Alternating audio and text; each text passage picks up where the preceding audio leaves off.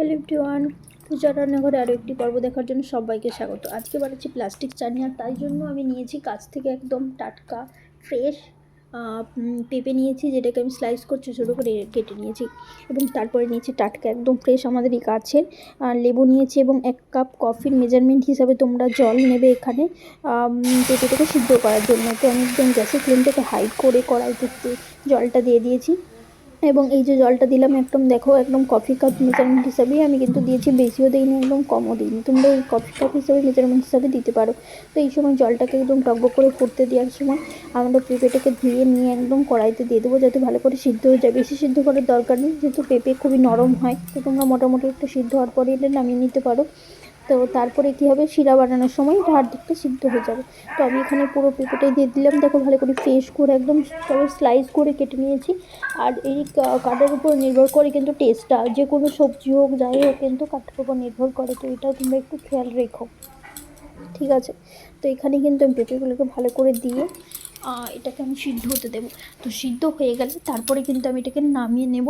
And ভালো করে সিদ্ধ হওয়ার পরে একটু তোমরা ঢাকা দিয়ে দিয়ে কিন্তু এটা দেবে। আর আমি এখানে কিন্তু কোনোরকমভাবে একটু বলে রাখি তোমাদেরকে, নুন বা ইত্যাদি আমি কিন্তু কোনোরকমভাবেই কিছু দিইনি, ঠিক আছে? একদম ভালো করে শুধু সিদ্ধই করেছি, নরম একদম প্লেন, কিছুই নয়, জাস্ট একদম ভাবে।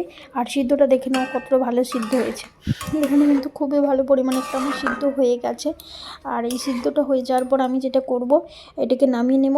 আর নামিয়ে নেওয়ার পর কিন্তু আমি কি করব, একটা শিরা বানাবো। আর শিরা বানানোর জন্য ঠিক ওই মেজারমেন্ট হিসাবেই কাপেরই আমি জল নেব।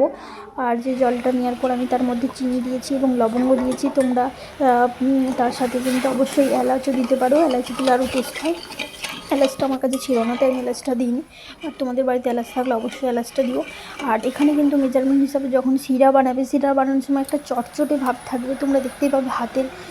তখন সেই হিসাবে কিন্তু তোমরা যখন এটা হয় তখন বোঝা যাবে যে এটা হয়ে গেছে, শিরাটা বানানো কমপ্লিট। যখন মিষ্টি হোক বা এই চাটনি ধরো যে কোনো জিনিস, আর এই সময় কিন্তু ভালো করে আমি পেঁপেটা যেটা ছিল সেটাকে আমি দিয়ে দেবো, ঠিক আছে? দেখো এখানে ভালো করে আমি দিয়ে দিয়েছি, এবং এবার এটাকে আমি নেড়ে নেব।